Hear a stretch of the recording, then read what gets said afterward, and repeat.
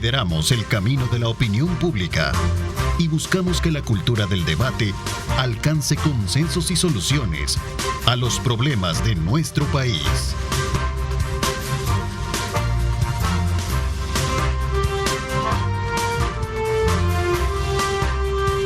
Vamos a hablar un poquito ¿Qué tal? Buenos días, El Salvador, ¿cómo están? Qué placer enorme saludarles a ustedes en esta mañana de día lunes. Gracias por acompañarse de nuestra programación desde muy tempranas horas de la mañana. Nos da muchísimo gusto estar con ustedes, desde luego, como siempre, compartiendo todos nuestros informes que desde muy tempranas horas de la mañana Luisa Mayoa nos está proporcionando con nuestros equipos periodísticos. Así es que desde ya, bienvenidos, mucha precaución con las lluvias, tenemos constantes lluvias hoy en día. Hay un sistema atmosférico que se viene aproximando por el Caribe que nos va a dejar bastante lluvia y por supuesto usted debe de tener muchísimo cuidado a la hora de desplazarse por esta zona. Esta mañana queremos en nuestra primera parte del programa hacer un análisis sobre la coyuntura del país.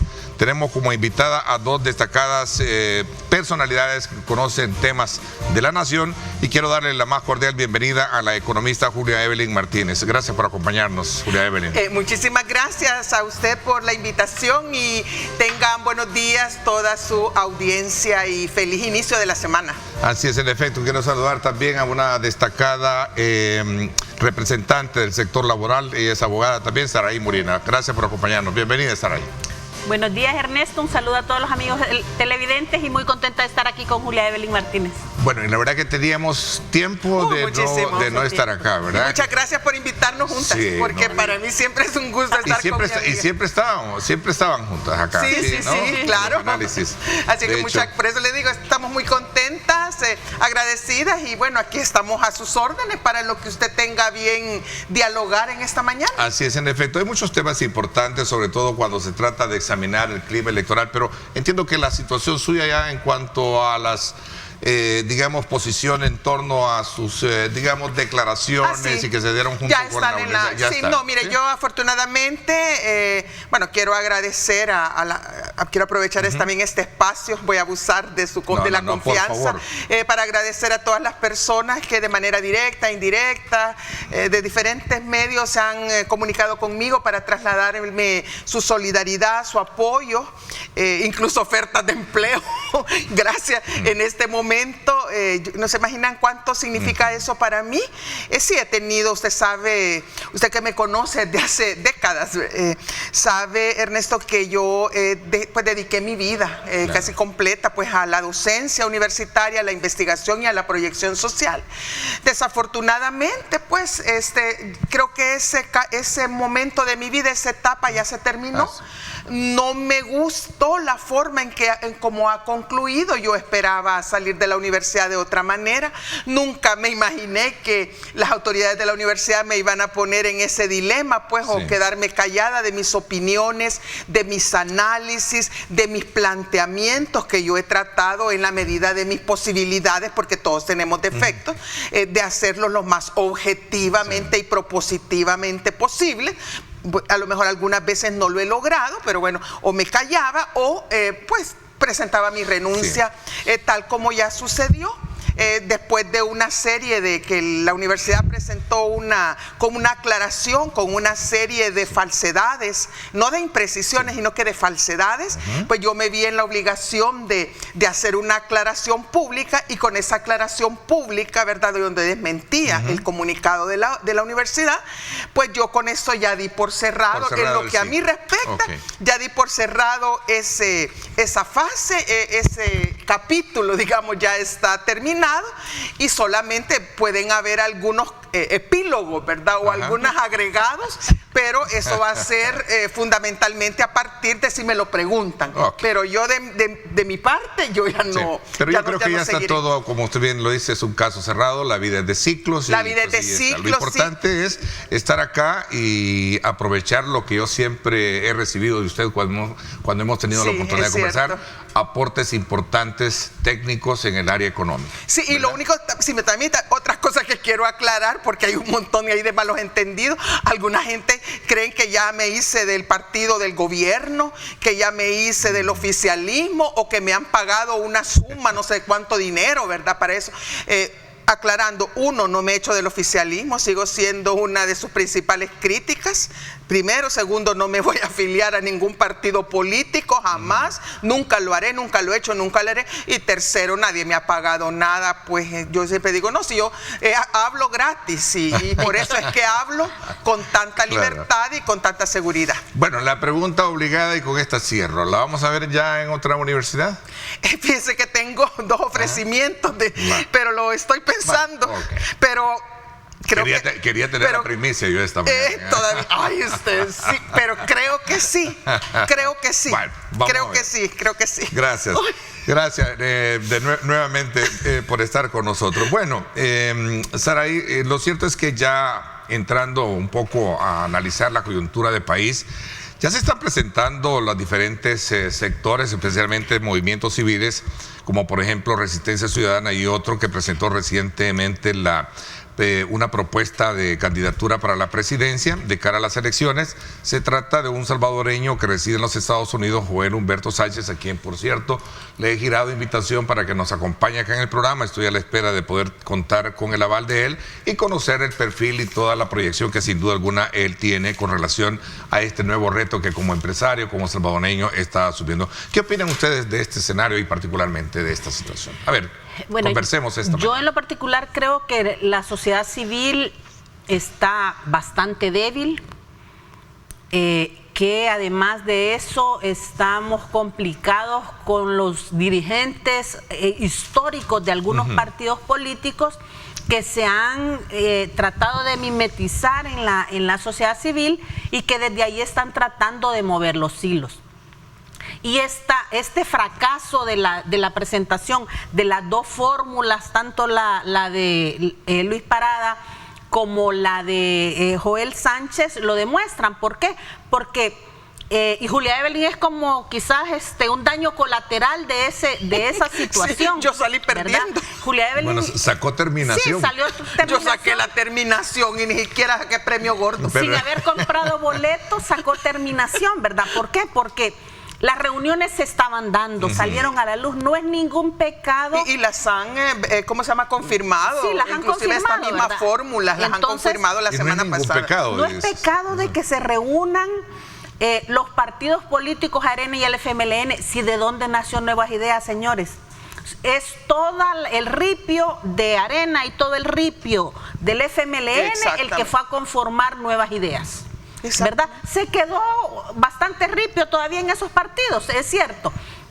Pero si Nuevas Ideas tiene un proyecto exitoso que tiene el control total del país, ¿por qué los otros no se pueden reunir para tratar de hacer lo mismo? ¿Es pecado? No, no es pecado. Lo que pasa es de que se las dan de persinados y por persinarse se arañaron, ¿verdad?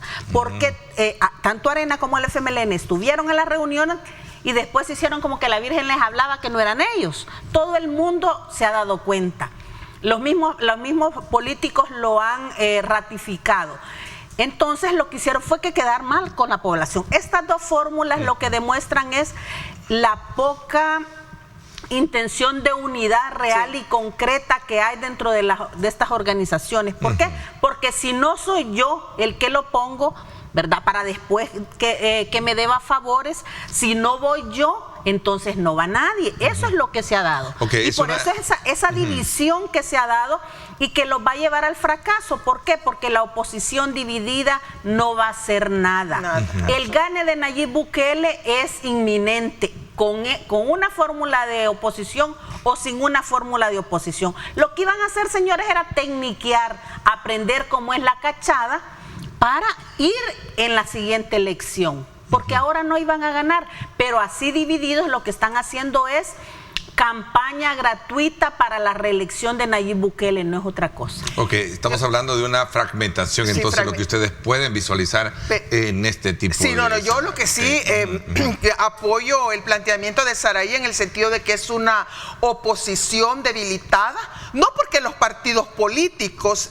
tradicionales o los nuevos sean débiles, porque eso ya sabemos, que son partidos que están debilitados en sus estructuras institucionales, financieramente, moralmente, éticamente, sus bases también se han ido desmovilizando, todo en sus financiamientos, etcétera. No, la oposición es débil porque la posibilidad de tener una oposición política fuerte, coherente y unificada dependía de la vitalidad de la sociedad civil, de las organizaciones de la sociedad civil. Es decir, esto no depende de los partidos políticos, sino de la sociedad civil. Y entonces, la que está debilitada, lo que nos ha mostrado los últimos acontecimientos, es la debilidad de la sociedad civil. La sociedad civil en estos 4 años, en donde se ha ido debilitando la democracia republicana y se ha ido también avanzando hacia un estado de totalitarismo y de autoritarismo. Fíjese que pese a esos avances, la sociedad civil no ha sido capaz de organizar, de movilizar y de concientizar a la sociedad salvadoreña, a los diferentes sectores que conforman la sociedad salvadoreña en favor de la democracia y la defensa de los derechos humanos, de tal manera que terminara conformando un frente amplio de oposición en el 2024, cuyo lema debía haber sido en defensa de la democracia y de los derechos humanos, y hasta ahí nomás. Ahora, ¿por qué es débil? Ahí me gustaría quizás no solo afirmarlo, sino que tratar como de analizar más, de diseccionar por qué de esta debilidad. Yo creo que en primer lugar porque la sociedad civil, o quienes se autodefinen como representantes de la sociedad civil, en la práctica no son más que organizaciones no gubernamentales. Es decir, no son organizaciones, no son asociaciones, ¿verdad?, que tengan bases reales, sino que son ONGs, no tienen músculo, sino que se financian con proyectos de cooperación internacional y muchas veces no están poniendo en marcha una agenda nacional, sino que una agenda de cooperación internacional. Y eso las debilita y eso las hace, las limita más la cuestión. En segundo lugar, no tienen claridad, yo les estaba viendo en sus discursos, pero también en sus posicionamientos y en la forma en que reaccionan, sobre todo cuando se dio el reportaje del periódico digital El Faro, donde se da a conocer, ¿verdad?, esas reuniones que se habían estado sosteniendo dentro, fuera del país, algunos en la UCA, otras fuera de la UCA, etcétera. No tienen primero ¿cómo se llama? La valentía, el coraje de ser coherentes con lo que hacen. Es decir, hacen cosas y después se desdicen de eso. Entonces eso genera también debilidad. Tercero, porque no tienen claridad sobre contra qué es la oposición. Tienen claro contra quién. Y eso, es decir, han personalizado la lucha, la han individualizado en la figura del presidente Nayib Bukele, y creen que todo se limita a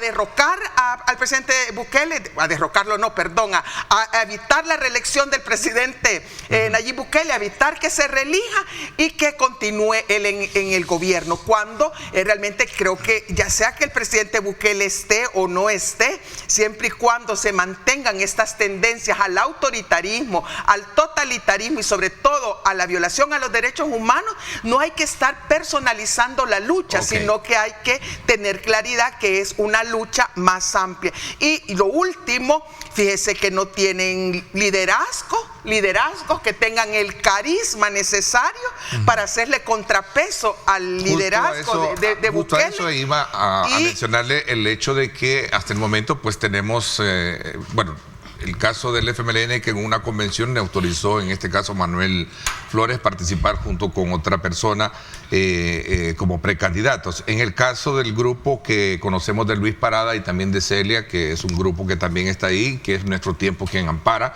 y ahora que se presenta Resistencia Ciudadana, obviamente con salvadoreño, empresario Joel Humberto Sánchez. ¿Cómo entonces estamos viendo nutrido el escenario para poder ser competitivos, ¿no? Y hablando de liderazgo, ¿no? Es que ¿no representan liderazgo ellos?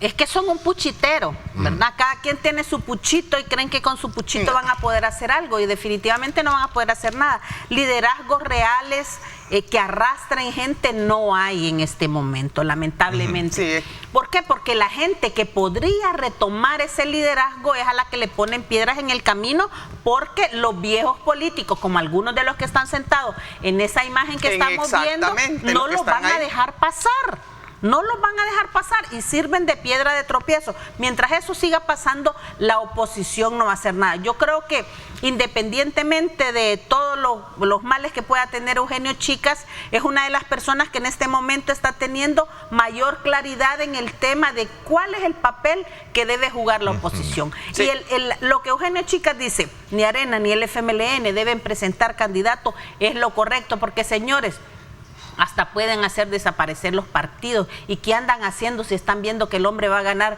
casi los 60 diputados y es clarísimo que va a ganar la presidencia? Entonces, ¿qué es lo que tienen que hacer? Unirse todos en torno a una candidatura con liderazgo, ¿verdad? Que sean personas que realmente tengan liderazgo para que puedan por lo menos hacerle cosquilla al hombre. Pero de lo contrario, lo que están haciendo es dar risa, dar lástima. ¿Por qué? Porque con ese poquito y van a salir más candidatos. Ya el PCN está diciendo que posiblemente saque candidato. ¿Y por qué? Porque la oposición, la que era antes oposición, ¿verdad? Que ahora son parte del gobierno, como es Gana, PCN y PDC, les han dado el tiro de gracia. Si ahí tienen con esta nueva modificación política, ya están, ¿no?, en la guillotina. Sí, no, ya están. Que ya vamos a hablar de ellos. Y más que todo, el PDC y el PCN pueden desaparecer. Entonces, si están saliendo más candidaturas, van a dar más lástima. Es la realidad. No, pero son candidaturas. Para mí son duplas. Yo no quisiera pensar en las personas, porque no estamos personalizando. No estamos personalizando.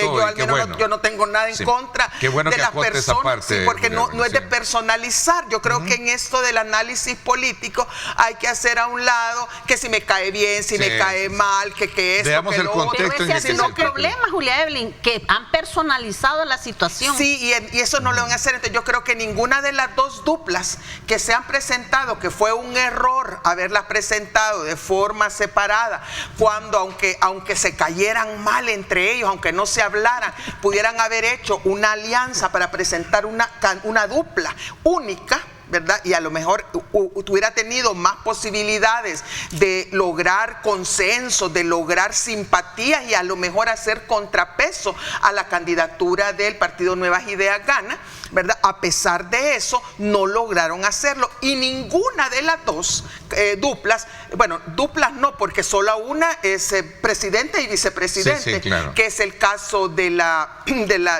movimiento Sumar. Del movimiento Sumar de Celia y Parada. Solo ellos sí tienen partido político, hay vicepresidencia, pero en cuanto a la otra candidatura de Movimiento de Resistencia, qué desacertado. Miren, ellos mejor hubieran optado por no presentarla. ¿Pero y con quién se irían ellos a ojo de buen? ¿Con qué tendrían que ir? ¿Con qué partido? Yo creo que con Arena o con Vamos. Pero Arena va a presentar, creo, su propia también, según es que no tienen. Yo creo que Arena ahorita lo que está es bloqueando. Yo no creo que alguien de los areneros que dicen que son areneros de pura sangre vaya a ser tan tonto de sacar la cabeza. Es que yo realmente no lo creo. Fíjese que no lo están presentando. Mira, eso sí, no lo están presentando, no porque no quieran proteger a las candidaturas o a las personas. No están presentando candidatos o candidatas porque nadie quiere hacerse cargo. Nadie quiere hacerse cargo, y porque incluso los financistas tradicionales e históricos del Partido Arena no están dispuestos a soltar dinero para esa campaña electoral. Entonces, lo más lógico es que ese partido político Arena se hubiera unido a la candidatura de Luis Parada y Celia, y que los del Movimiento de Resistencia no hubieran presentado candidato, y que aunque no en este momento, pero más adelante, hubieran sacado un comunicado o un posicionamiento uniéndose a esa candidatura, que de las dos es como la más probable, pues, porque la candidatura de Joel Humberto Maldonado es una candidatura. Joel Humberto Sánchez. Sánchez. Ay, yo soy igual. Sánchez. Estás igual al que lo presentó. Al que lo presentó. Bueno, es que como no tengo el honor de conocerle, señor Sánchez. Don Joel. Es que, pero mira, el apoyar la candidatura de Luis Parada y Celia Medrano, que a mí me parece que Luis Parada es un profesional destacado, bueno, para que el presidente lo haya reconocido en algunos Twitter, y Celia Medrano es una defensora de derechos humanos que hasta ha sido candidata para estar en la CID, ¿verdad? Entonces, y yo la conozco cuando estudiamos en la Universidad Nacional, y es una mujer muy coherente con muy coherente. Entonces yo sí creo que, y es una fórmula hombre-mujer que a mí me parece que es atractiva. Pero la falta de madurez política de la gente. Pero sí, no podían ellos, ¿cómo podían ellos participar si no es a través de un partido político? Sí, pero por eso te digo, o sea, lo que están haciendo es como por capricho, como no ve el mío. Ah, ok, ustedes ven que detrás de todo esto... Sí, es que hay un ansia de protagonismo, que de querer estar los primeros en la mesa de la foto, quieren estar en la primera fila, no quieren estar ni atrás ni en la tercera. Entonces ese ha sido el... Si tú ves la conferencia de prensa de Joel Sánchez, quienes estaban en primera fila sacando pecho, ¿verdad? O sea, es gente... a excepción de Rubén Zamora, que yo sí lo dejo en otra categoría, los demás viejos políticos que estaban ahí ya deberían de irse a su casa a descansar, ¿verdad? Porque le hacen más daño a la sociedad civil, le hacen más daño a la oposición que ellos dicen representar, que el favor que le hacen, que el beneficio que le hacen, porque están tan desprestigiados ya, que la gente con solo verlos es como que les hayan echado baigón al pobre candidato, ¿verdad? Que nadie se quiere acercar. Sí, como que ya le echaron. Entonces, eso es, o sea, el pobre señor Sánchez, yo creo que ha estado... no fue su momento. Y ahí hay personas, por ejemplo, que pudieran haber tomado el liderazgo, como Luis Treminio, por ejemplo. ¿Quién en este país no conoce el liderazgo de Luis Treminio en el tema agropecuario? Que es una persona que está por encima del nivel de los ministros de Agricultura que hemos tenido. ¿Por qué no lo dejan tomar el liderazgo? ¿Por qué? Porque no les conviene. Porque si alguien saca la cabeza, después se la van a querer cortar. Bueno, y esa es la lamentable en el caso muy particular que no se ha conocido más allá del anuncio que hizo fue el caso de Luis Parada junto con Celia. No han salido a la luz pública para poder hablar. No, es que esa es otra cosa. Están completamente silenciados. Manuel Flores del FMLN sí sale a flor de piel. Sí, pero mi muchachito. Pero él ya sabe que no. Él ya sabe que no tiene. Yo creo que, y esas son de las cosas que te preguntas. ¿Esa fórmula del FMLN está apoyando la candidatura de Nayib o realmente está apoyando una candidatura de izquierda? No, está apoyando. Es una candidatura de izquierda, porque él ha estado conmigo en el programa de radio y él ha sido tajante de que él participa y se mantiene firme en participar. Personas allegadas al partido dicen que... hay una gran división, ¿verdad? Hay mucha división. Hay mucha división al interior del FMLN, producto de ello es el caso de Eugenio Chica, ¿verdad? Sí. Pero... mientras ellos Lorena Peña también tiene otro sentir. Entonces esa división va a hacer que el Chino Flores fracase, ¿verdad? Muy buenas intenciones puede tener, y yo no estoy en contra de reconocer la buena gestión municipal que él hizo durante los periodos que fue alcalde, ¿verdad? El trabajo que hizo como diputado, pero eso no quita que el ansia de poder le nuble la visión y no se sume a una candidatura única, ¿verdad?, de la oposición, porque eso lo que está haciendo es restarle más fuerza al FMLN. Mire, pero ¿por qué no hablan? ¿Por qué no han salido a hablar más del caso de Luis? Es que yo creo que están, en primer lugar, está esta oposición política, tanto de partidos políticos, representantes de liderazgos políticos, como liderazgos de la sociedad civil, están atomizados, aislados y atemorizados. Yo creo que tienen miedo. ¿verdad? Está entonces entre todo eso y se tienen desconfianza unos de otros. Y si no hay el mínimo, pero el mínimo de confianza entre partidos políticos y entre asociaciones o organizaciones no gubernamentales de la sociedad civil que van a entrar, que quieren realmente conformar una alianza opositora para rescatar la democracia, la institucionalidad y el respeto a los derechos humanos en El Salvador, porque esa es la agenda mínima. Aquí no hay agendas económicas, aquí no hay agendas medioambientales ni otras, no, si es que era tan sencillo como rescate nacional, rescatar la democracia republicana, que es decir, el principio de la separación de poderes, respetar la libertad de expresión, y sobre todo darle vigencia nuevamente al sistema de protección y defensa de los derechos humanos. Eso es lo que había que hacer. Aquí no hay que perderse. Es que no hay que perderse. Esto no era buscar una candidatura que de izquierda, de derecha, del centro, de arriba, de abajo, de a los lados. Esto no tenía nada que ver con principios ideológicos ni con plataformas políticas o programas políticos de mediano, de largo plazo. Era simplemente una alianza de emergencia para salir de esta situación, de esta crisis política en la que nos encontramos, y una vez lograda aglutinar a todas estas fuerzas, comenzar un proceso de diálogo, de consensos nacionales para los próximos 20 o 30 años en nuestro país. Saraí sostiene, pero eso no se pudo hacer. Saraí, la tesis de Saraí es solo vieron el árbol, no han visto el bosque. No vieron el bosque, sino que yo creo que vieron las hojas. Sí. Ni siquiera vieron el árbol. Exactamente, porque mira, ellos se pierden en atacar al presidente Bukele, y entre más lo atacan, más lo fortalecen. Más fuerte lo hacen. Es verdad. Quien ha sentado a Nayib Bukele donde él está no es nadie más que la oposición, con sus desatinos constantes. ¿Por qué? Porque cuando lo atacan a él lo fortalecen, porque lo victimizan, ¿verdad? Entonces la gente dice, pobre hombre, cómo lo maltrata la oposición, ¿verdad? Yo creo entonces, en resumen, no ven mayor competitividad con lo que hasta este momento todavía tenemos. Está a para tiempo, resumir y pasar a otros temas. ¿Sabe cuál hubiera sido una buena fórmula, si me le permite? ¿Sabe cuál hubiera sido una buena fórmula para este momento de transición? Javier Simán y Claudia Ortiz.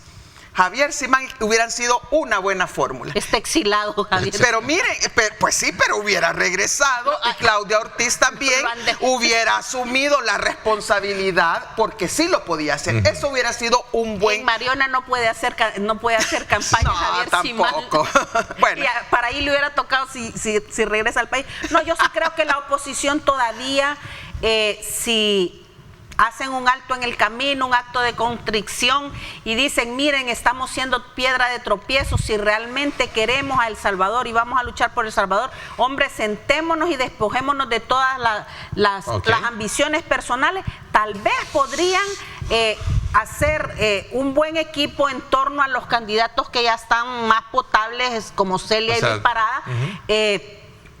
De lo contrario, mejor que apaguen la luz y se vayan a dormir. Vamos a hacer una pausa, me piden una pausa comercial cuando regresemos y pasemos a otro tema. ¿Cómo ven ustedes toda esta reforma política que se ha hecho en el tema de la reducción del número de municipios y por supuesto también en el número de diputados? Ese es otro elemento que me gustaría conocer, aprovechando esta nueva aproximación con ustedes de tenerlas acá en el programa. Muchas gracias. Vamos a la pausa, gracias por estar con nosotros. Vamos a una pequeña pausa y regresamos.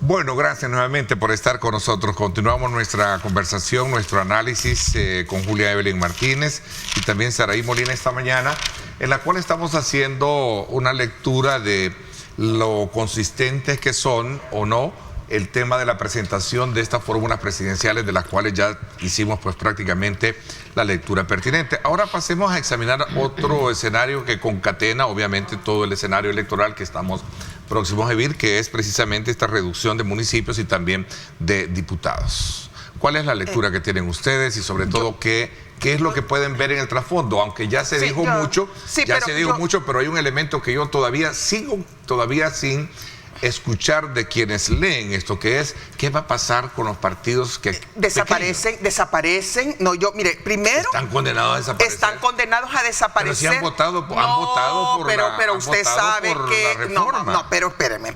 Sí. Yo creo que sí necesitamos un sistema de partidos políticos que cuando den las elecciones parlamentarias o para la Asamblea Legislativa, logremos tener la mayor representatividad posible, no solamente de las grandes mayorías, sino que también de las minorías políticas. Entonces, el sistema anterior, el que teníamos, el de cocientes y el de los residuos, aseguraba sí se dio a más diputados y aseguraba que por residuo, entienda bien, la mayor parte por residuo, llegaran representantes de los partidos políticos pequeños. Y al llegar por residuo asegurábamos que minorías políticas pudieran también tener su lugar, su representación se supone que en los debates legislativos, en los análisis de los proyectos de ley, en las iniciativas de ley y en la toma de decisiones sobre las leyes o reformas a las leyes. Entonces, eso es lo que se llama un sistema multipartidario. Ahora, a lo que vamos con la eliminación de los residuos y con todo esto que yo ya sé que lo han hablado aquí en su canal hasta la vastedad y creo que está bien explicado el cambio de fórmula, es obvio que pasamos no del bipartidismo o del multipartidismo, sino que pasamos al unipartidismo. Aquí vamos a tener una situación en la cual el partido Nuevas Ideas, y ni siquiera Gano, sino que el partido Nuevas Ideas va a tener prácticamente el 95% de la representación de diputados y diputadas en la Asamblea Legislativa y probablemente el partido primero Arena, el FMLN y el Partido Demócrata Cristiano, la Democracia Cristiana, van a tener apenas el 5% del total. De tal manera que... ¿Y a Gana no lo ve ahí? No, a Gana lo veo totalmente desaparecido. Y por eso es que yo más bien creo que Gana va a terminar por unirse o ¿cómo se llama? Como tratar de pegarse con Nuevas Ideas, porque sabe que individualmente ya no tiene ninguna factibilidad ni tampoco tiene ninguna justificación. Si se justificó anteriormente la existencia del partido Gana, era porque el presidente Bukele no tenía partido político. Y fue el partido político con el que llegó a la presidencia, porque era el partido político que también tenía, digamos, algún tipo de estructuras que permitió también ese gane en las elecciones, ¿verdad? Del 2021. Pero después de eso, ya no hay posibilidades ya Gana tiene que aceptar, yo creo que ya debe aceptar que ya cumplió el papel.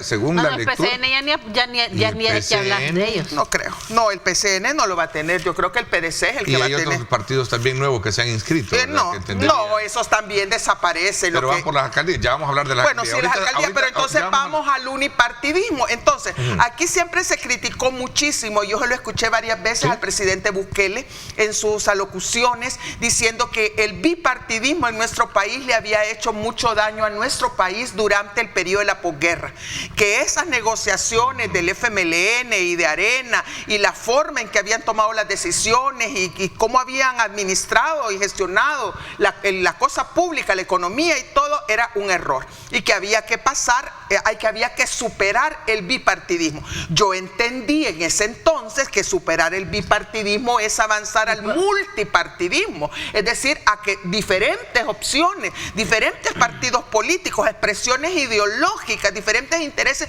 pudieran estar representadas, pero en lugar de avanzar, lo que vamos a observar es una involución, es decir, vamos a caminar para atrás, caminar para atrás, porque vamos al unipartidismo, es decir, al régimen legislativo de partido único, al régimen presidencial de partido único y también a una Corte Suprema de Justicia y a todo un ministerio público que sigue una sola línea partidaria. A ver, pero si esa es la ruta por la cual se puede visualizar esta reforma, ¿a dónde queda todo el aspecto democrático por la cual se sustenta nuestra democracia republicana? Porque no es cualquier democracia. Y no quiero entrar mucho en la parte de legalista, pero no soy abogado, pero es un punto de honor. La democracia republicana y representativa desaparece con esta correlación, con esta nueva fórmula de elegir a los diputados. Yo creo que la disminución de los diputados es positiva.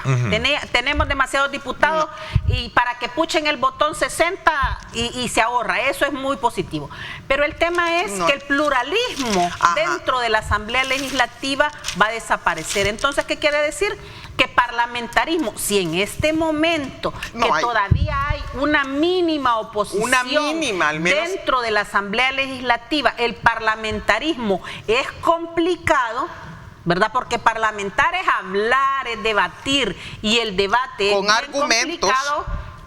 Al utilizarse esta fórmula desaparecerá, pero además la población tiene que estar clara y consciente de que la fórmula anterior le daba participación a los pequeños para que por lo menos dijeran algo. En esta fórmula no va a haber participación de los pequeños, pero tampoco es cierto que van a haber diputados con 2,000 votos. Eso puede suceder también. ¿Sí? ¿Por qué? Porque Moisés Urbina hizo un ensayo bien bonito y sencillo. Si un diputado, puede haber un diputado de 20,000 votos en San Salvador, uno de 15,000, uno de 10,000, uno de 5,000. Romeo Auerbach también lo hizo acá también, y creo que Carlos en su momento planteaba, pero lo veía no por 2,000, lo veía alrededor de los 5. Pero 10 por ahí. Siempre es bien raro encontrar uno de 10 cuando no existía el recibo, sí. Entonces sigue siendo cierto que no todos los diputados valen los mismos votos.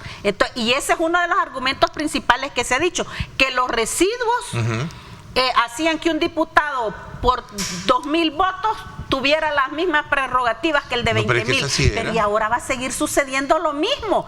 El de San Salvador puede sacar 20,000 el primer diputado y 10,000 el otro. ¿Valen lo mismo? No valen lo mismo, pero van a tener los mismos derechos. Entonces es lo mismo. Yo creo que este es un juego de palabras que lo que va a garantizar es que el partido en el gobierno consolide su régimen teniendo el poder y control total de la Asamblea Legislativa, él solo, ya no compartiendo el poder con el PCN, con el PDC y con Gana, ¿verdad? Tampoco. Sino que por él mismo va a poder tener entre 50 y 55 diputados. Pero yo no estoy de acuerdo, Saraí, con esa aseveración que hiciste sobre que es positivo disminuir el número de diputados por el tema del gasto, es decir, por un tema presupuestario. Es uno de los temas, un tema presupuestario, porque ni que fuera el gran ahorro que hay, a lo mejor ahora hay menos diputados, pero tienen más asesores, más asesoras, y a lo mejor hasta tienen más presupuesto individual, diciendo que como son menos y tienen que ver más temas, pero no creo que eso sea un argumento. Pero el argumento del presidente no deja de ser uno de los argumentos por los cuales habría que haber... Sí, porque la gente quiere que no haya desperdicio de recursos, que no haya corrupción, que no haya gente inútil. Pero no es el tema principal, Julia Evelyn. Pues sí, pero se gastan las cosas en otra cosa. Pues. El tema aquí es...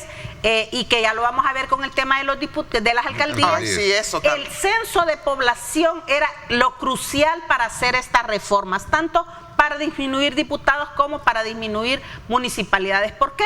Porque ahorita, desde el 2007, que se hizo el último censo, prácticamente hace 16 años, ¿cuántos habitantes más hay en El Salvador? ¿Cuántos habitantes de allá de Pasaquina se han ido para Estados Unidos, verdad? O han migrado para la capital. ¿Cuántos allá de Arambala viven ahora en otro país? Sí. Entonces, estamos utilizando un censo que ya no es... El del 2007. Sí, ya no es el mapa real de la población salvadoreña. Si estamos hablando que en ese censo había 1 punto y algo millones de salvadoreños fuera del país y ahora se dice que solo en Estados Unidos hay más de 3 millones, entonces el censo está mal. Entonces quiere decir que los números bajo los cuales se hizo esa reforma están mal. Y por ejemplo, para hacerlo técnicamente, ¿dónde está el censo? Yo quisiera ver el censo. Es que no hay. ¿Dónde están los estudios que se han hecho? No se han porque hecho. Eso no, y ahí es donde entras en duda, ¿verdad? Porque, por ejemplo, con el tema de los municipios, a mí me daba no sé, cuando vi la discusión, que San Marcos estaba en un lado. Estaba en el sur. Estaba en el norte. Pasémoslo allá, ¿verdad? Estaba en el norte. No, si está en el sur. Ahí en Chalate se dio con un municipio que ni le habían puesto el nombre que era, ¿verdad? Sí, San Marcos estaba en el norte y está en el sur. Entonces, no, es que no es así. Por eso le digo, no ha habido discusión, no ha habido criterio técnico, no hay censo. Si es que por ahí se tuvo que haber comenzado, si se tenía realmente la voluntad de hacer una reforma que es necesaria a nivel territorial, que creo que era necesaria. No, sí, eso era necesario. Vámonos a las alcaldías para honor en el tiempo, ¿cómo vamos? En el caso de los municipios. No, por eso yo siguiendo con lo que estaba. ¿Cuál fue el criterio técnico para poner a San Marcos en el sur? En el norte. En el norte, si es del sur, ¿verdad? Y esa fue la propuesta que llevaron a la Asamblea Legislativa. Entonces, ¿cuál fue el criterio técnico para cambiarlo donde era? ¿Ya? ¿Dónde están los criterios técnicos? Es porque a mí me conviene, porque aquí, por ejemplo, tengo más votos o no.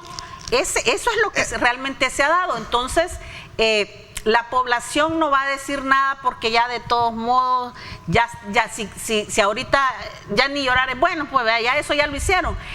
Yo creo que lo importante va a ser que la gente hable con el voto.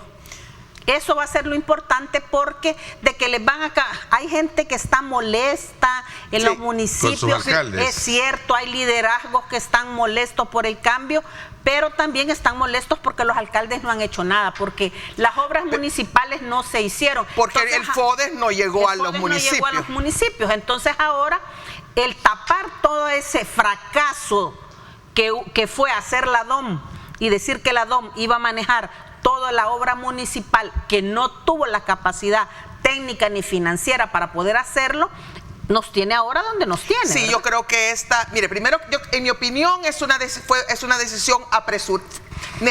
Esa decisión de hacer la reforma municipal era importante, pero era necesaria. Pero era tan necesaria y tan importante que debió haberse tomado el tiempo suficiente para hacerlo. Primero el censo, después los estudios técnicos, los estudios sociodemográficos, los estudios antropológicos, culturales, financieros, presupuestarios, para hacer todo, inclusive geográficos, ¿verdad?, de topografía, para poder estimar dónde se iba a hacer la reducción de municipios, y podía una reducción de municipios que al menos llevara pues al 50%, ¿verdad?, que llevara digamos a la mitad de municipios o un poco más, pero a partir de cercanías, a partir de la población que podía manejar, a partir de que compartían una misma historia, una misma cultura, a lo mejor similitudes en las fiestas patronales todo eso importa a nivel municipal. Sin embargo, lo que se ha hecho es simplemente, se hizo como, necesitamos 44 son, necesitamos 44, ahí ustedes vean cómo los unifican, porque el criterio principal es ganar las elecciones en esos municipios, y dos, reducir, supuestamente ellos dicen, el presupuesto, pero al final la gente, inclusive la gente que en este momento está aplaudiendo esas decisiones, se va a dar cuenta más temprano que tarde que sus necesidades de servicios públicos, de servicios municipales, la atención a sus demandas y también el cuidado de sus bienes comunes y sus bienes públicos se va a ir deteriorando, porque van a quedar invisibilizados ante los municipios grandes. Ya se puede palpar lo que va a suceder. Por ejemplo, yo lo decía en otra ocasión, Antigua Cuscatlán recoge la basura de lunes a sábado religiosamente, fiestas patronales, asuetos, lo que sea, siempre recogen la basura. Teniendo a Nuevo Cuscatlán y a los otros dos municipios que va a tener, va a hacer siempre esa buena recolección, ese buen servicio. No, en este momento Soyapango está recogiéndole la basura a mexicanos y ha dejado de recoger la basura de Soyapango, ¿verdad? Sí, como para aplacar las aguas a los habitantes de mexicanos. Dice que el alcalde César Godoy, por ahí he escuchado decir en los corridos políticos, él entraría como candidato por Antiguo Cucatlán, ¿verdad? Que es el de Zaragoza, ¿no? Que sería el punto medular. Yo creo que ahí la Mila va a ir también, ¿verdad? También, obviamente, ¿no? Entonces, es de mucho arraigo ahí ella también. Y yo creo que la Mila, independientemente de que Julia Evelyn diga que ella vaya a descansar a dormir, creo no, pero tiene arraigo y es una mujer de mucho respeto, ¿no? La pueden acusar de lo que sea, pero tiene un gran liderazgo en el municipio. Sí. Ha demostrado y ha llevado durante toda su gestión a que Antiguo Cuscatlán sea el municipio con mayor índice de desarrollo humano. Ah, sí, porque tiene el mayor índice de recolección de impuestos, pues porque tiene un índice de captación. Porque ha generado también condiciones para... El nicho poblacional el nicho poblacional sí tiene el 20%. Voy a hacer una pausa y regreso todavía con ustedes. Vamos a hacer una pausa y regresamos. Gracias por estar con nosotros.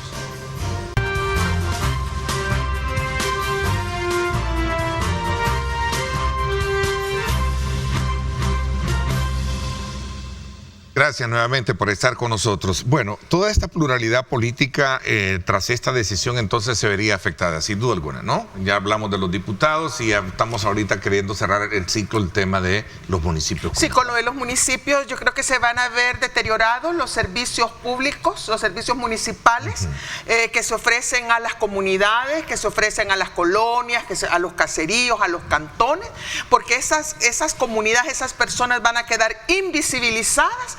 Si ya son invisibles para muchos municipios, para muchos gobiernos municipales en la actualidad, ¿verdad? Que prácticamente hacen obra o prestan servicios públicos para las personas que habitan el casco urbano o las zonas semiurbanas, ahora con esta reforma la gente se aleja más, sobre todo en las zonas rurales, las comunidades rurales se alejan todavía más de lo que son los centros donde se toman las decisiones en el ámbito municipal, y sus necesidades, sus demandas, sus preocupaciones, sus aspiraciones, su cultura, todos sus bienes comunes van a quedar todavía más invisibilizados y más desprotegidos. Yo creo que esto probablemente mejore la vida para las personas, los que estén en los cascos urbanos de estos municipios. Sí creo que puede mejorar significativamente el nivel de vida, mejorar la infraestructura, mejorar a lo mejor también la recolección de basura y otros servicios, el alumbrado, los parques, sí, en los cascos urbanos, pero recuerden que las personas de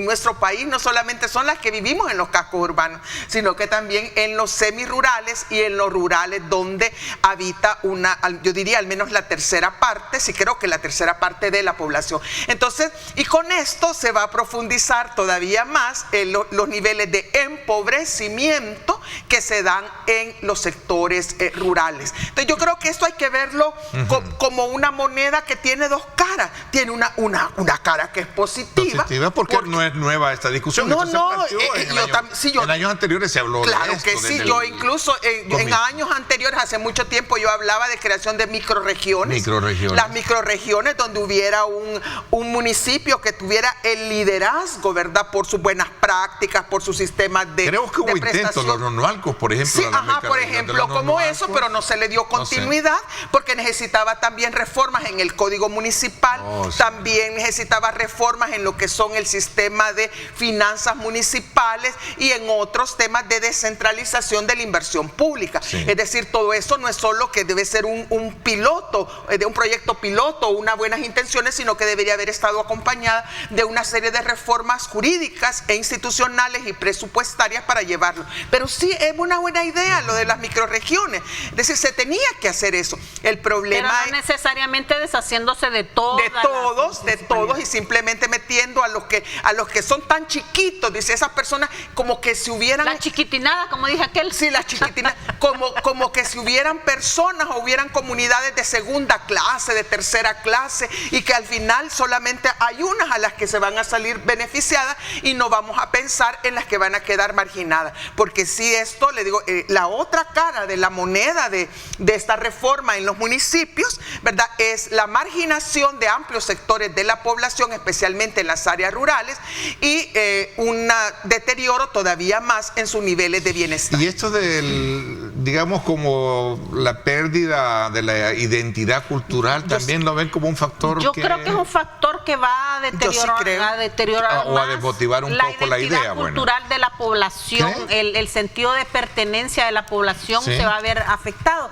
Pero más allá de eso, yo sí creo que ya es una cuestión, es un hecho concreto, es algo que no vamos a poder retroceder, y por eso va a ser importante los liderazgos que asuman las candidaturas en estos municipios.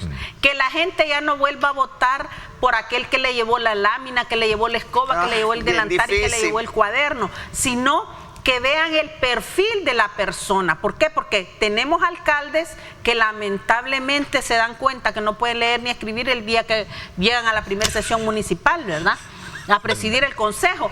Tenemos alcaldes seriamente cuestionados en el manejo que le dan a las finanzas municipales y que quieren ser candidatos nuevamente. Tenemos a exfuncionarios cuestionados que también quieren ser alcaldes, o los que están, por ejemplo, el de San Salvador quiere seguir, la Mila quiere seguir, el de México. ¿Y por qué no le dan espacio a gente nueva y gente joven, sobre todo? Bueno, porque el liderazgo, porque han acumulado liderazgo. Pero es que necesitamos liderazgo del siglo XXI, ya no queremos liderazgo del siglo XX, el siglo pasado, ya los viejitos ya deberíamos de hacernos para atrás. Si mal al candidato, te va a suceder lo que todo textualmente. Yo reto a que hablemos aquí dentro de un año, después de que tomen posesión los alcaldes, y que pongan las declaraciones de Julia Evelyn. Si hay malos candidatos, va a suceder textualmente todo lo que Julia Evelyn está diciendo. ¿Por qué? Porque nosotros lo advertimos, Julia Evelyn, Bessie y yo lo advertimos cuando el FODES se le quitó a las municipalidades. Nosotros dijimos que se iban a empobrecer más los municipios, que no iba a haber obra municipal, que iban a haber despidos porque no iban a poder pagar salarios, que las alcaldías no iban a tener ni para pagar la luz, y todo está pasando. Entonces, ¿qué es lo que pasa?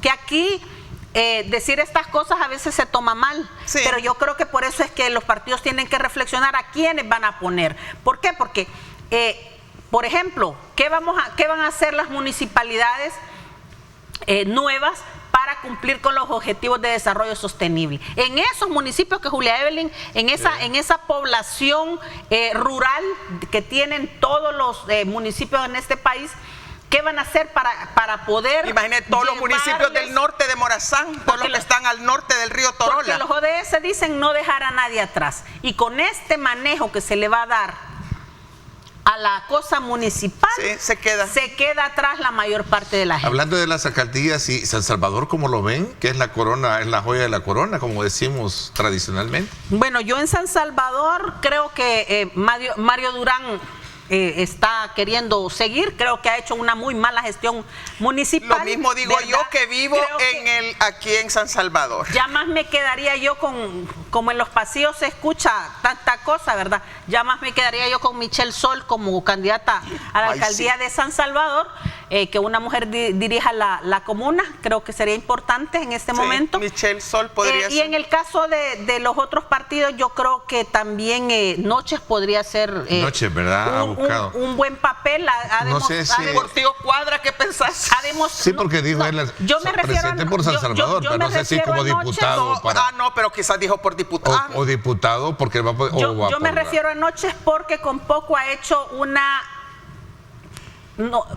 medianamente buena gestión municipal en Ayutuxtepeque, en el contexto actual de que no hay poder, ¿verdad? Entonces yo creo que no ha sido fácil. No ha sido fácil. Entonces, no tenés dinero, no tenés que ver de dónde. Aunque sea antisindical, pero sí hay que reconocerle la gestión municipal, ¿verdad? Con Portillo Cuadra yo lo conozco, fue mi profesor, ¿verdad?, en la universidad.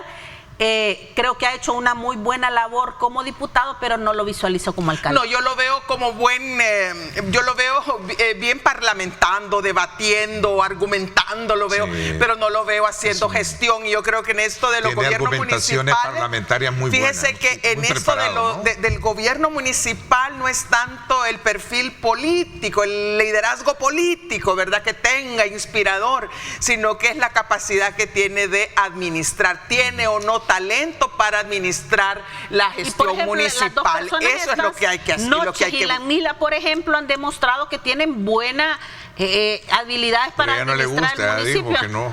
No, es que yo no voto en Antiguo Cuscatlán. Es que a mí, no, ni yo tampoco no voto en Antiguo. ¿Cómo se va a llamar ahora ahí? Es la zona... San Salvador, la Libertad o algo así. La Libertad. Yo voto en San Salvador. Yo no voto en Antiguo Cuscatlán tampoco, pero también hay que reconocer la gestión que ha hecho la vieja, pues, o sea, aquí no nos demos atol con el dedo. La señora puede ser todo lo que quieran, puede ser arenera y todos los tintes que le pongan. Pero dígame un habitante de Antiguo Cuscatlán si no está contento con la gestión de la señora. Yo creo que está generalizando demasiado. Habría que preguntarle a las comunidades, porque si vivís a las comunidades les da trabajo para que sean los que barran las calles. Bueno, yo diría que habría que preguntar, porque no hay que generalizar. Yo siento ha hecho una buena gestión en comparación con otros municipios que no han hecho nada. Por ejemplo, si ponemos a La Mila en comparación con la novia de Soyapango, ¿verdad? O con el de Mexicanos que están huyendo y ha dejado la basura tirada. Ay, no, o sea, aclaró él en una cuenta por cuestiones de equilibrio y responsabilidad, sí, que estaba enfermo, ¿no? Y estaba pues que se recupere pronto. Javier Simán estaba enfermo y todavía no se ha compuesto. No, pero yo el tema, el tema cultural. Realmente confieso algo, no puedo con usted. Mire, yo el tema cultural sí creo que sí creo que es bien importante en la identidad de las personas y de las comunidades. Al final son las identidades culturales las que forman esos lazos sociales, esos lazos de cooperación, esos lazos de confianza que mantienen unificados los territorios y que los mantienen también lo que se le llama eso, le dan sostenibilidad a las relaciones que cuidan la vida en los territorios. Entonces, yo creo que sí es importante, por ejemplo, pensar en Guatajiagua como un municipio. Pues, ¿qué pensamos en Guatajiagua? En el Barro Negro. Y alrededor del Barro Negro y de toda la identidad indígena que está alrededor de ese Barro Negro y de toda la obra, ustedes no se imaginan proyectos, iniciativas vecinales, organizaciones que se han dado, cosas que están en marcha, que de pronto ahora resulta que eso se convierte en un distrito, ¿verdad? Y toda esa riqueza y ese patrimonio cultural y todos esos vínculos comunitarios que se han establecido durante décadas simplemente se debilitan, y eso da paso pues a la pérdida de todavía más identidad cultural. Yo creo que esas cosas importan, y El Salvador, por haber descuidado el tema cultural, por haber menospreciado, ninguneado todas esas cosas que le llaman el folclor, o que le llaman cosas de indios, cosas de gente de pueblo, como dice despectivamente. Por eso es que estamos como estamos, con esta falta de cohesión social que nos tiene tan polarizados. Porque desconocemos de nuestras raíces. Nuestras raíces, y nos burlamos de nuestras raíces, y también renegamos de esas raíces en aras de una supuesta modernidad, ¿verdad? Una modernización que yo estoy de acuerdo que háganla, pero respetando a la gente, respetando sus costumbres, sus creencias, etc. Ese mapa, hablamos un poco en términos de números y de partidos en el escenario legislativo. Entonces, en el campo municipal, ¿cómo ven ese mapa de partidos? ¿Quiénes estarían predominando? Si sabemos que hay un impacto desde lo que tienen ahora, que no han podido satisfacer según el criterio de ustedes. Por eso yo decía que las candidaturas deben ser importantes, y sobre todo las candidaturas de la oposición. ¿Cómo ven? ¿Ganaría más la oposición? Ahí creo que hay una lectura diferente a lo de legisladores. Por eso es importante que los candidatos que vayan en la oposición sean personas que tengan arrastre en sus municipios. Que tengan arraigo, en el territorio, que tengan liderazgo, ¿verdad? Que se conozca que pueden ser buenos gestores en el municipio, porque de lo contrario le van a dar, así como va a tener la mayoría en la Asamblea Legislativa Nuevas Ideas, le van a servir en bandeja de plata con malos candidatos eso. ¿Por qué? Porque la gente está molesta en los municipios, y por eso es el dividir las dos elecciones, ¿verdad? Recordémonos que nos tocaba una sola, fue precisamente por eso, porque el presidente con mucha solvencia puede llamar a votar por la N nuevamente para él, ¿verdad? Y para sus diputados. A ver, pero no podía hacerlo con la misma solvencia moral en los municipios. En aquellos municipios donde no ha llegado la basura, donde han despedido a todos los trabajadores, donde no hay agua en los cantones, donde la luz de la calle ya no está, donde los paquetes que antes daba el alcalde ya no los dan, donde las becas se han perdido. Entonces, ¿con qué solvencia pueden llegar la gente de Nuevas Ideas a pedir el voto si no es ahora con el método que han implementado ahora? Me surge una pregunta ahí, me surge una pregunta. A ver, si los municipios hoy en día, los actuales alcaldes se han visto complicados con la gestión, a quien elijan o quien asume esa responsabilidad de irse a meter a querer, digamos, una zonificación, dirigirla, ¿no será más complicado si saber que con uno no podía? Es que va a ser más complicado, y por eso es lo importante del liderazgo de la persona, para con nada hacer mucho, ¿verdad? Porque se viene a encontrar con nada. Entonces, porque la gente de Nuevas Ideas en este momento, lo que la gente dice ahorita es, la regamos con este. Ojalá que el presidente ponga uno más bueno. Eso es lo que iba a decir yo, es que ahí va a depender del presidente. Porque ahí dicen, el presidente falló poniendo a la novia de Soyapango, por ejemplo, ¿verdad? Eso es lo que dice la gente. Ojalá que hoy nos ponga una buena candidata. Entonces, por eso, al buen candidato o a la buena candidata que va a sustituir la regada cometida al poner a la novia de Soyapango, hay que ponerle a un tigre a la par, porque si le ponen a un gato, van a salir igual. Sí, no, lo mismo pienso yo, que aquí yo no creo que haya una pérdida significativa de gobiernos municipales del partido oficialista de Nuevas Ideas. No lo creo, porque las personas van a continuar votando por el partido político del presidente Nayib Bukele. No votan, en general, no votan por la persona, no votan por el currículum de la persona, y menos por las propuestas electorales que hacen para el municipio.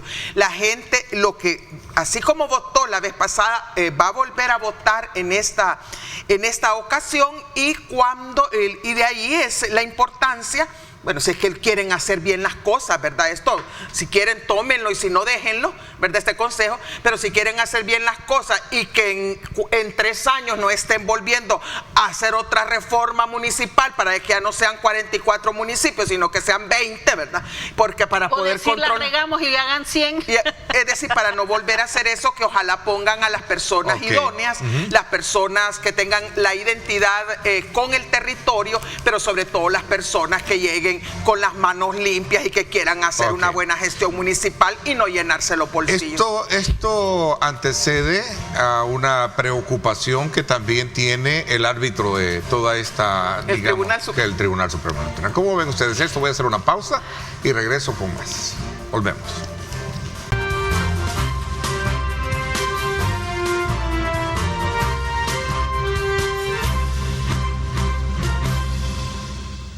Bueno, gracias nuevamente por estar con nosotros en esta lectura bastante general de lo que se está haciendo en el país con relación a estas reformas que obviamente modifican todo el sistema político de partidos representados en la Asamblea Legislativa, bajando esos números de 84, en este caso a 60, y por supuesto también en el tema de los municipios. Ahora, hay un actor importante alrededor de todo esto que ya tiene calendarizado precisamente todo el proceso de elecciones en el 2024, que incurre la elección de diputados, gobiernos municipales, presidencia y por supuesto también Parlace. ¿Cómo ven ustedes toda esta también situación interna que tiene el Tribunal Supremo Electoral, ¿no? Donde hay ciertos impases y hasta creería yo ciertas divisiones, Bueno, tenemos un Tribunal Supremo Electoral irrelevante, ¿verdad? Yo diría en apuros. Que está demostrando su incapacidad manifiesta para administrar el tribunal. O para ponerse de acuerdo. Porque bueno, es que no hay liderazgo. La presidenta, recordémonos que la presidenta del Tribunal Supremo Electoral fue de las peores evaluadas a la hora de las entrevistas, pero porque tenía buenos padrinos, resultó electa como la presidenta del Tribunal Supremo Electoral. Partamos sobre esa base. Sí, no hay liderazgo. O sea, no hay liderazgo, no hay legitimidad por parte de ella. Pero además los demás candidatos, los demás magistrados, están, a excepción de Olivo, que es como la oveja negra del ente colegiado, los otros están nada más esperando a que le lleguen las órdenes para levantar la mano, así como los diputados puchan el botón, estos levantan la mano, ¿verdad? Y no hacen mayor cosa. El calendario electoral, quien lo tiene que manejar es el Tribunal Supremo Electoral, con todas estas reformas que se han venido haciendo y que permiten que un día antes de las elecciones, si a la Asamblea Legislativa se le antoja, pueda hacer una reforma. El tribunal no ha dicho nada, ¿verdad? El tribunal guarda silencio, como que tuvieran miedo de que los manden para Mariona, ¿verdad? O algo así, porque no dicen nada. El calendario electoral es el mismo, a pesar de toda la reforma, ¿verdad? Hasta ahora están diciendo medio que van a tratar de mover el tema de las asambleas de los partidos políticos por esta situación de que ha cambiado el número de diputados y el número de alcaldes. Pero el Tribunal Supremo Electoral no va a poder manejar las elecciones. Lo que lo van a manejar son esas 4 empresas que van a contratar y que le van a reportar al hombre, pero el tribunal va a ser irrelevante. Lo mismo, yo pienso que este es si me ponía un término, que podría caracterizar la situación en la que se encuentra el Tribunal Supremo Electoral, es que este es un Tribunal Supremo Electoral en apuros. Okay. A diferencia de ella que lo califica, usted es en apuros. Está en apuros, y en apuros es que no sabe para dónde agarrar. Sí, coincido, no hay liderazgo por parte de la presidenta, y los magistrados, también con excepción de Olivo, están simplemente esperando a que les pasen. ¿Cuál es la excepción de Olivo? Pues que tiene su propio criterio, creo que tiene conocimiento sobre el proceso electoral y sobre lo que puede y no puede hacer la Asamblea Legislativa y el Tribunal Supremo Electoral en esta situación. Entonces yo creo que está convencido también de la autonomía y la independencia que necesita el Tribunal Supremo Electoral para darle credibilidad a los procesos electorales, no solamente dentro del país, sino que también ante la comunidad internacional. Entonces yo por eso digo que está en apuros, ¿verdad? Porque la señora no sabe qué hacer, los otros tampoco saben qué hacer, los magistrados, y simplemente están esperando que de Casa Presidencial, ni siquiera de la Asamblea Legislativa, sino que de Casa Presidencial les manden los lineamientos sobre lo que pueden hacer, lo que no deben hacer, cuánto deben avanzar, cuánto deben callarse. Entonces yo creo que ese ha generado una situación de impasse que lamentablemente no creo que se atrase las fechas electorales, porque esas están definidas y eso se tiene que cumplir, pero sí creo que va a ser un proceso electoral, como no se han hecho todos estos reacomodos, ¿verdad? Que tienen que realizarse por todas las reformas de último momento que se están realizando, ¿verdad? Y que no debían de haberse realizado en principio, porque había una ley que decía que no se podían hacer un año antes. Pero se reformó. Pero se reformó esa ley, ¿verdad? Se reformaron esos artículos,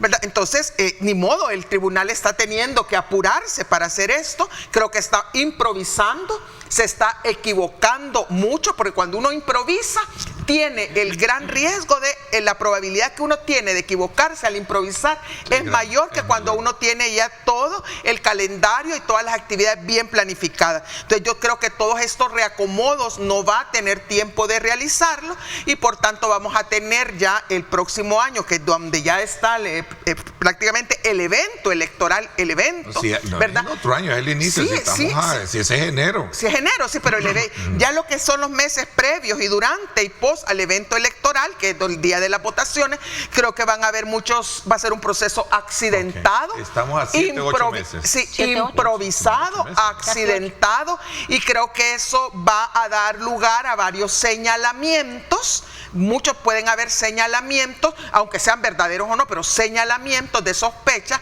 bueno, de que no se ha obrado, digamos, con la suficiente transparencia, el suficiente profesionalismo para darle credibilidad a las elecciones. Entonces, yo creo que eso nunca debió haber pasado, y por eso creo que ha sido un error tomado por el presidente de la República el haber enviado esta reforma de reducir el número de diputados y reducir el número de municipios en faltando tan poco para las elecciones. Y hay otro eslabón en esto que tiene que ver con el voto en el exterior, que es otra de las grandes complejidades que tiene, ¿no? Y es otra de las debilidades del Tribunal Supremo Electoral. El Tribunal Supremo Electoral ha presupuestado varios millones de dólares en el voto en el exterior sin saber realmente cuántos votantes va a tener, ¿verdad? ¿Cómo el Tribunal Supremo Electoral ha presupuestado esto si no cuenta con un padrón, ¿verdad? Si todavía un día antes, no se sabe todavía si el padrón en el exterior se va a cerrar, como aquí, por ejemplo, que se cierra el padrón y ya nadie vota, ¿verdad? ¿Cómo es eso de que de 300,000 pasó a 600,000 en un abrir y cerrar de ojos los que tienen ahora DUI en el exterior? El Tribunal Supremo Electoral no dice nada, pero el tema es, van a tener que hacer simulacros para ver cómo va a funcionar esto. Los simulacros son claves para ver si el voto en el exterior en sus dos modalidades va a funcionar o no va a funcionar. Pero esta tardanza lo que está denotando es falta de capacidad de ellos para ponerse de acuerdo, pero también está allanando el camino para que ese voto en el exterior no sea exitoso. No sea exitoso. Vamos a gastar el montón de millones de dólares y no va a ser exitoso. Porque una cosa es que el que tenga la posibilidad de votar por el celular, ¿verdad? Por la computadora, por la tablet, ese la va a tener chele y va a tener un mes para votar. Pero el otro que va a ir físicamente, ¿ustedes creen que los compatriotas que están en Estados Unidos, que van a tener que caminar, manejar un montón de millas para ir al consulado o para ir a la embajada o donde pongan el voto, va a ir? No va a ir. Y por eso es que el voto en el exterior siempre ha sido tan poco aquí en el país, porque la gente no está interesada en caminar esas grandes distancias. ¿Por qué no dejar el voto electrónico para todos los salvadoreños en el exterior y no dejar voto electrónico presencial para este grupo que son la mayoría, ¿verdad? Ok, mire, voy a hacer las conclusiones, no solo voy a una pausa rapidita y vamos a las conclusiones, porque lamentablemente el tiempo se nos fue el tiempo. Así, voy a la pausa, no me cambien, regresamos.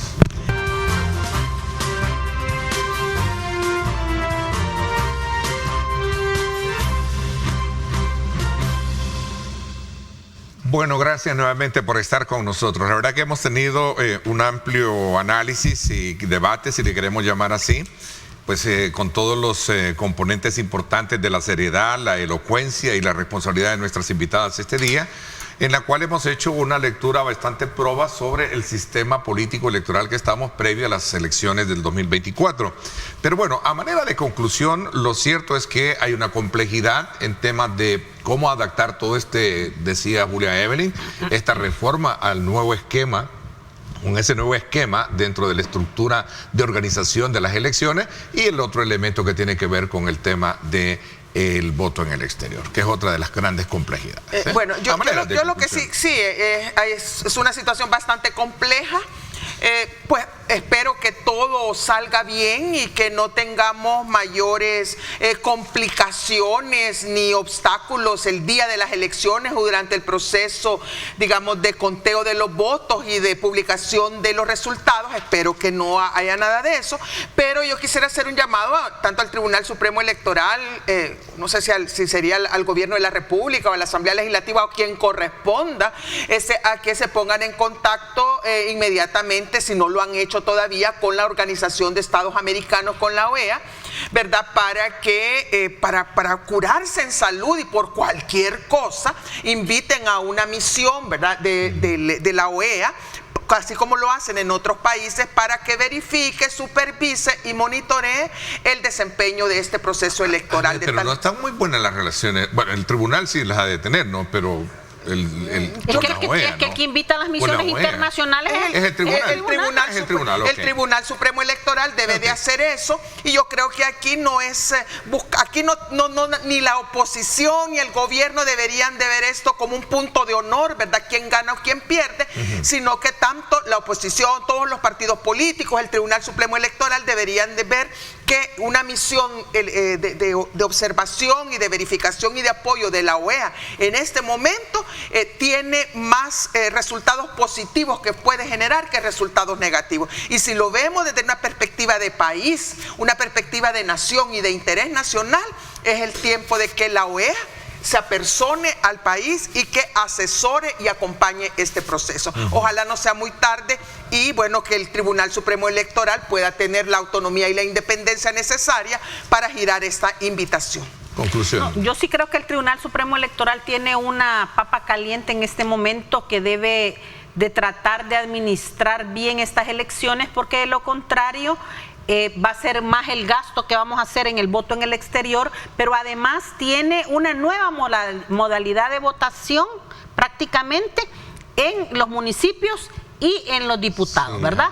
Entonces tienen que preparar técnicamente a su personal para gestionar toda la elección y además ya hay un contingente de personas que son cuidadores de urnas permanentes, deberían ya estar llamando a esa gente para capacitarla cómo van a hacer en este momento ya los conteos de los votos. ¿Por qué? Porque de lo contrario la gente va a ir a votar, no vamos a tener resultados rápidos y va a haber más desconfianza de la gente, que es lo que menos necesitamos. El Tribunal Supremo Electoral esté fraguando un fraude, ¿verdad? Lo que no queremos en este país es que hayan esas dudas. Yo creo que se debe manejar a la elección de la manera más transparente posible y eso está en manos del Tribunal Supremo Electoral.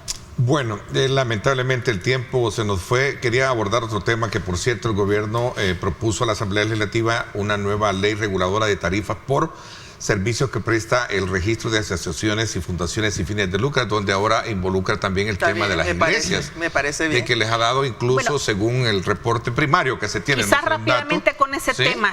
Tarifas de bautismos, tarifas de comuniones, tarifas. Yo no he leído. Tiene que ser tarifas, supongo yo. No he leído ese decreto, pero yo creo que las iglesias no deben de alarmarse porque les auditen el diezmo, ¿verdad? Porque tengan que dar cuentas por el diezmo. Aquí todo el mundo damos cuentas y creo que en ese aspecto. Pero con el tema igual ha sucedido en el Ministerio de Trabajo, ¿verdad? El Ministerio de Trabajo estableció tarifas para que se hagan los estudios de las documentaciones para la extensión de las credenciales de las juntas directivas, tanto de las seccionales, de los sindicatos, de las federaciones y las confederaciones. Ahora se paga $25 por este trámite en el Ministerio de Trabajo.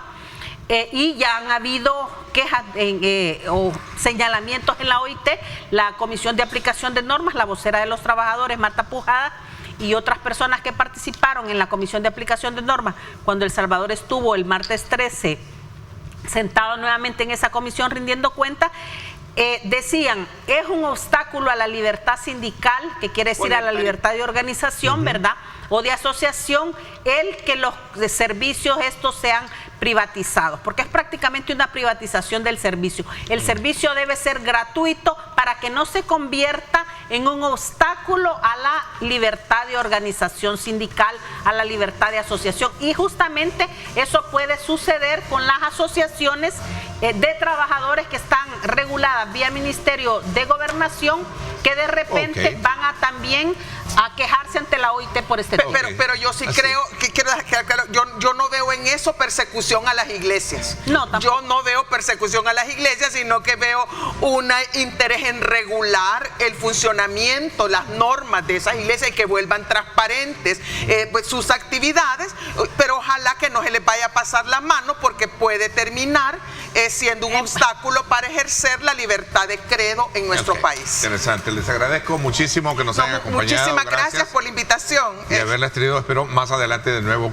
contar con ustedes acá. A sus órdenes. No, gracias, aquí estamos. Un saludo a todos los amigos televidentes. Muchísimas gracias. Así es, ¿verdad? A usted que nos ha sintonizado, muchísimas gracias por acompañarse de nuestra señal, arrancando este día lunes. Recuerde, pues, lo importante es mantener siempre ese espíritu de ánimo y sobre todo de fe y esperanza en que todo va a salirle bien esta semana, sus proyectos y sus planes. Gracias, pásenla bien y como siempre recuerden lo más importante, amar a Dios sobre todas las cosas. Lideramos el camino de la opinión pública y buscamos que la cultura del debate alcance consensos y soluciones a los problemas de nuestro país.